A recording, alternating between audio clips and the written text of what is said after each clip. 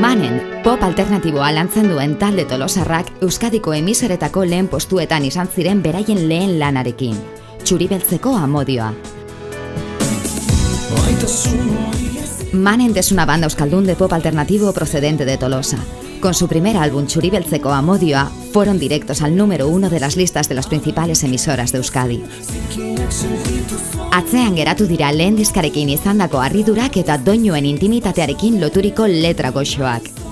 Gaur egun, egindako ibilbidearen ondorioz, doinu garbi, zaindu eta dotorea dute.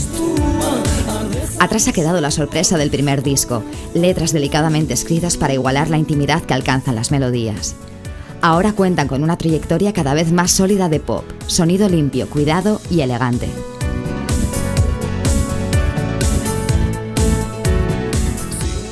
Maroko eta Euskadi artean, Rundown Independent zigilurako ekoiztu eta grabatua izan da, eta betiko moduan Car Watermark ekoizlearekin elkarlanean.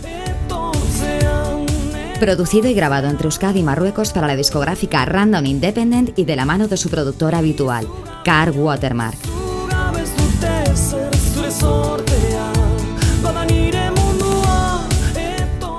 2010ko bira astera doa.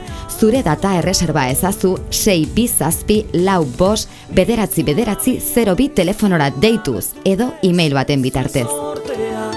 Empieza la gira 2010. Reserva ya tu fecha llamando al 627-459902 o a través de nuestro email